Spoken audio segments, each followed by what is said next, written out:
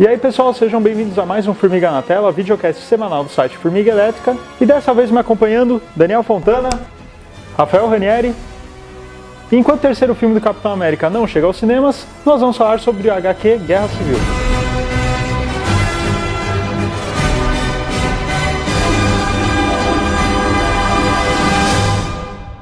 Bom, Guerra Civil ele foi publicado em 2006, né? Foi o grande evento do meio da década passada da Marvel, roteirizado pelo Mark Millar, né? O polêmico e irregular Mark Millar, desenhado pelo Steve McNiven.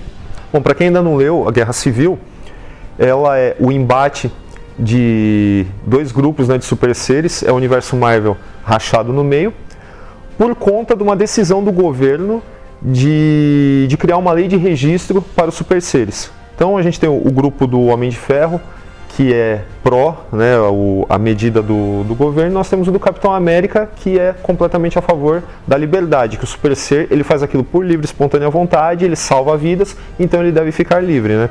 O bacana dessa HQ é justamente o que leva a essa decisão do governo, que os Novos Guerreiros tinham um reality show, né, que é uma coisa também muito pertinente, né, a essa década, né, principalmente no início do século XXI, né, nos anos 2000. E no meio da perseguição de um super vilão, tá, o Nitro, ele se apavora, aciona o poder e mata perto de uma escola ainda, né? São 60 crianças mortas. Isso, a comoção é gigantesca, né? Então, aí, impelidos por esse evento, né, pela reação da opinião pública, o governo resolve registrar a galera. Eu acho bacana a gente falar que aquele período das HQs, pelo menos ali nas grandes editoras, Marvel, DC, eles estavam mais ou menos parecidos, né? Porque eles estavam chegando num ponto, assim, acho que um ponto além daquilo que a gente viu na Era Moderna, né? Que foi a consequência dos anos 80, né, para os super-heróis. Enquanto a gente tinha ali, nos anos 80 e pra frente, o personagem, o super-herói, que ele era mais, sei lá, tinha uma profundidade psicológica maior, entre aspas, né? Porque a gente sabe que muitos deles eram só choradeira mesmo. Mas a linha entre o herói e o vilão, ela era muito tênue, né? Aqui no Guerra Civil, e antes até na DC, em 2004, com o Crise de Identidade, a gente essa linha começa a desaparecer, né? E você não precisa mais do vilão, né? Você tem herói contra herói. E acho que isso chega num ápice com o Guerra Civil. Nos anos 80, a gente tem uma revisão dos super-heróis. Eles passam a ser vistos como algo a ser levado a sério novamente, enquanto conceito. Nos anos 90, a gente tem uma outra revisão, consequência dos anos 80, em que eles se tornam extremamente violentos. Os heróis abandonam aquele padrão moral extremamente alto de sempre fazer o que é correto a qualquer custo, e eles passam simplesmente a fazer justiça com as próprias mãos. E nos anos 2000, com a crise de identidade, com a Guerra Civil, a gente tem meio que uma prestação de contas dos heróis por esse tipo de atitude. Então, os heróis são obrigados a se confrontar com as suas próprias atitudes, as consequências das suas ações. E acho que o Guerra Civil se destaca no meio disso tudo ainda acima. Dentro de um padrão de avaliação, a gente poderia dizer que é a única grande mega saga que a gente viu nesses últimos anos que a gente pode dizer que teve algum resultado positivo, que a gente pode dizer que é bom, propriamente dito. A gente, né, colocou esse panorama, né, histórico da temática das HQs, né? Então você falou, né, não precisou mais do vilão, né? Os próprios heróis cumpriram esses dois papéis antagônicos, né? E daí você falou, né, a partir da década de 80, né, que esse olhar um pouco, talvez realista não seja a palavra, mas um pouco mais analítico, né, talvez das consequências das ações desses personagens, né? E tomou todo esse tempo, né, para ter esse tipo de amadurecimento. Então, e aqui no Guerra Civil você tem esses dois grupos de heróis batalhando contra o outro e com argumentos que você para e pensa e você fica na dúvida, né? Se você... poxa, qual lado tem o argumento mais racional, né? Você não pode dizer, este está certo e este está errado, sim, porque você vê que ambos têm fundamento para escolher o seu curso de ação. Por mais que seja um pouco tendenciosa, né, mais pro lado do Capitão, talvez, só que se você parar para analisar de uma maneira um pouco mais lógica, assim, dentro, na sociedade, se houvessem esses super seres e tal, será que dá pra gente deixar eles pra agir ao bel prazer? Porque ninguém assim, totalmente bonzinho nem totalmente mal. Às vezes o cara, ele tá salvando uma galera, só que às vezes alguém irrita ele e ele, só por não gostar da pessoa pessoalmente, vai lá e mata. Tipo, isso é correto? Então... O que eu acho muito interessante do Guerra Civil é justamente esse debate que ele propõe em torno do conceito de democracia.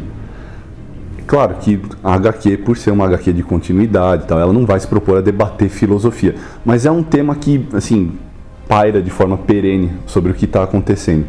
Porque é como você disse, se você analisar, assim, objetivamente o que está acontecendo, as medidas daqueles que defendem a lei de registro dos super-heróis, ela é válida. E ela não é algo que é completamente absurdo, porque a gente vê isso acontecer na realidade. O Alexis de Tocqueville, ele fala uma coisa muito interessante naquele livro A Democracia na América, que é o seguinte: a democracia, ela nasce do conflito. Ela pressupõe um embate entre ideias divergentes para que a vontade da maioria dentro de um consenso comum possa prevalecer. Só que ele também alerta que a democracia não é um sistema perfeito, e a gente sabe disso. É que talvez intuitivamente a gente acredite, assim, por uma educação que a gente tenha escolar, que a democracia ela é o melhor sistema de governo que existe, que ela é, quando bem praticada, infalível. E não é assim. Um governo que vem do povo necessariamente vai ter conflitos. E o que a gente vê no Guerra Civil é justamente isso. A legitimidade da proposta que o Homem de Ferro defende de registrar os super-heróis e obrigá-los a prestar contas das suas ações, principalmente depois de uma tragédia que normalmente comove pessoas, que leva elas a tomarem atitudes que são mais extremas. Basta você, para não fugir da realidade, vamos analisar a história. Depois da queda das Torres Gêmeas em 2001, o que aconteceu com a democracia americana e com as liberdades civis dos americanos? Elas foram para o vinagre. Ninguém questionou o governo americano quando eles endureceram a entrada de estrangeiros nos Estados Unidos. Ninguém questionou o governo Bush quando eles levaram a guerra, quando eles levaram cidadãos americanos para lutar em um território estrangeiro, mesmo sem saber o que eles iam enfrentar lá. Então a gente sabe, assim, observando a história, que eventos, grandes calamidades comoventes, assim, emocionalmente comoventes, levam as populações a tomar atitudes extremadas. Então, uma postura como a do governo americano e a do Homem de Ferro no Guerra Civil não é absurda, ela tem precedentes históricos na realidade. Então a gente não pode dizer, ele estava errado porque ele é o autoritário. Do ponto de vista de muita gente, o Capitão América é sim um terrorista, e ele é um criminoso porque ele, por livre e espontânea vontade, ele decide simplesmente não obedecer à lei. Uma lei que foi determinada por um governo eleito democraticamente. É necessário tomar muito cuidado para dizer, olha, ele está certo, ele está errado. E essa é a melhor parte do Guerra Civil, né? A gente não pode simplesmente escolher um lado. Né? Não por acaso, eu acho que é interessante você olhar para a década passada e ver o reflexo da cultura popular, da cultura de massa com Guerra Civil, justamente no meio da era Bush, no meio da gestão do Donald Rumsfeld, né? Que o Tony Stark é o Donald Rumsfeld, mais ou menos, né?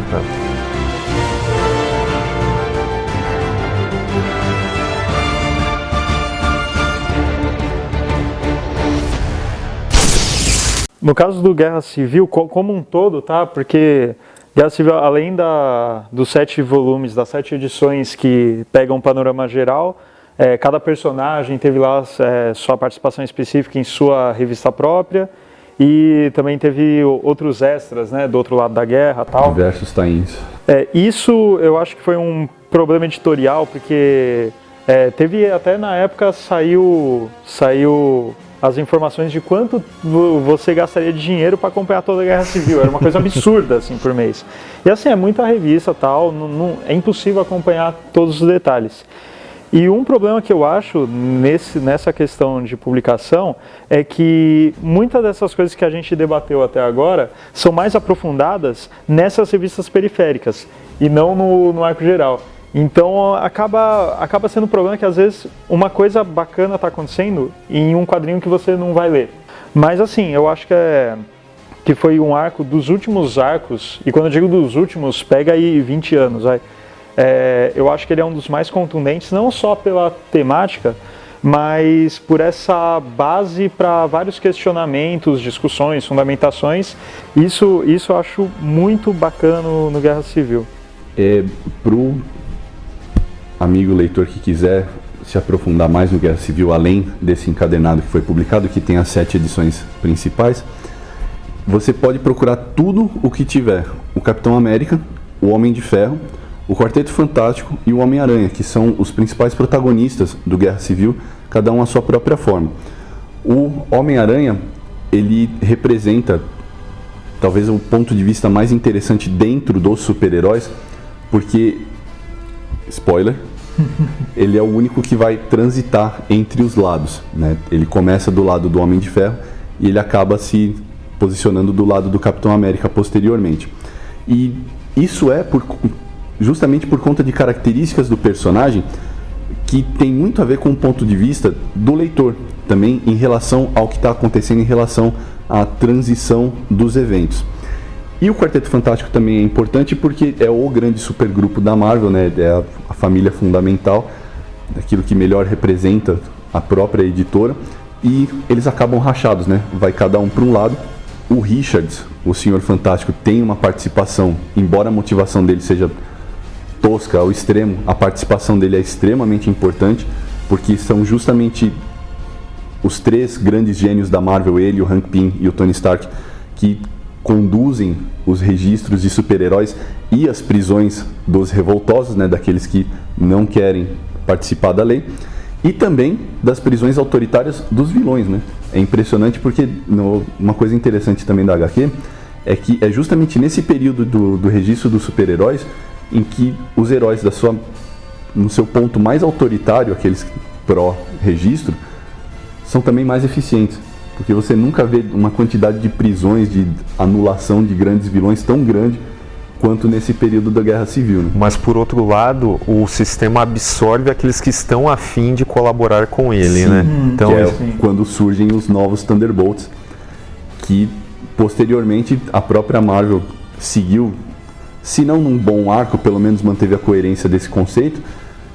Quando você se mete a trabalhar com gente que não presta, falar o português bem claro, dá merda, que é o arco do Reinado Sombrio, que a gente viu que os Thunderbolts, liderados pelo Norman Osborn, passaram um ano fudendo com o universo Marvel. Então, assim, consequências de quando você quer apertar demais a população e as autoridades.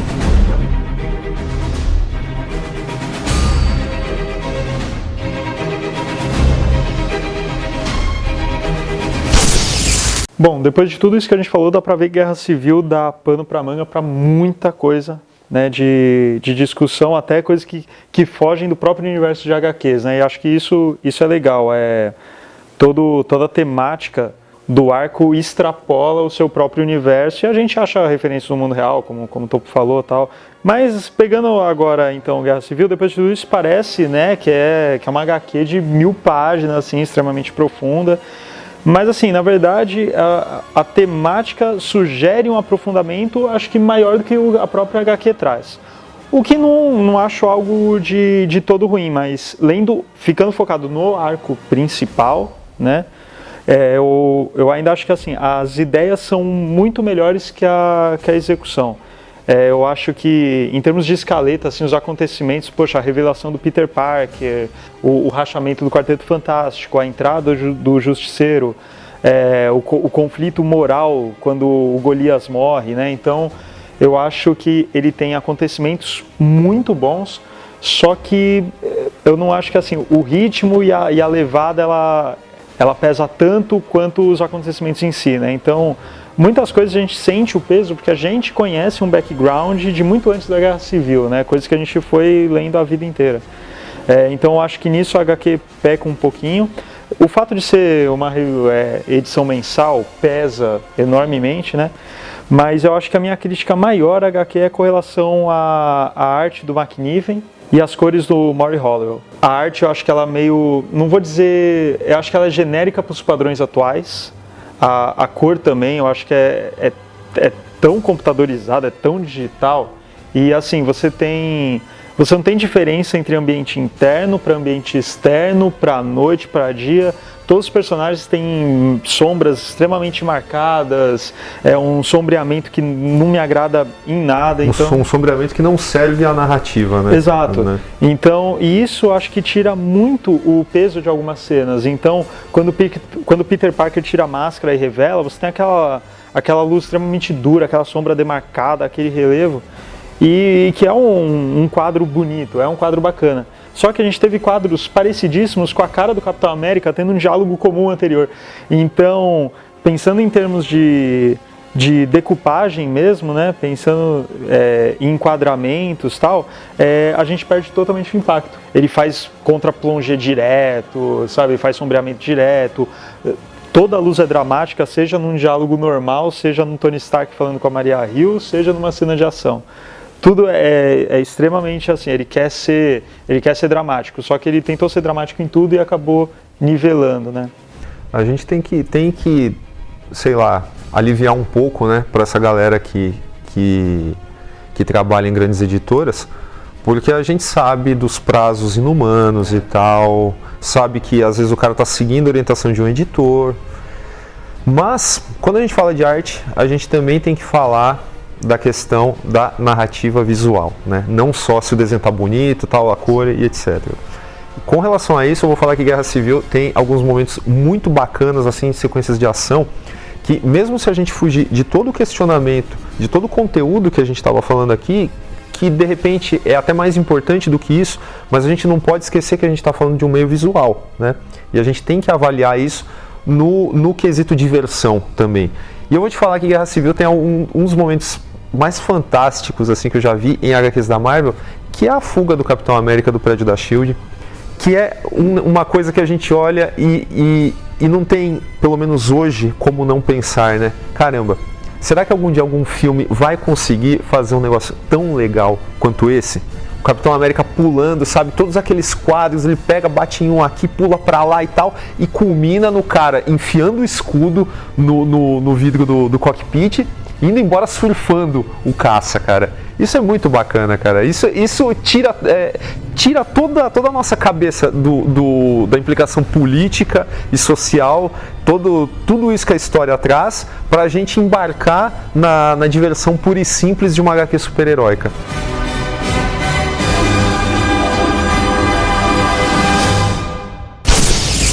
Bom, então é isso, pessoal. Dessa vez a gente falou sobre o arco Guerra Civil. Se quiser, pode mandar um e-mail pra gente com sugestões, críticas. Procure a gente nas redes sociais. Todos esses links estão aqui na descrição do vídeo. Também não esqueça de ouvir nosso podcast, o Formiga Cast, que vai ao ar todas as segundas-feiras. E é isso aí, pessoal. Até semana que vem.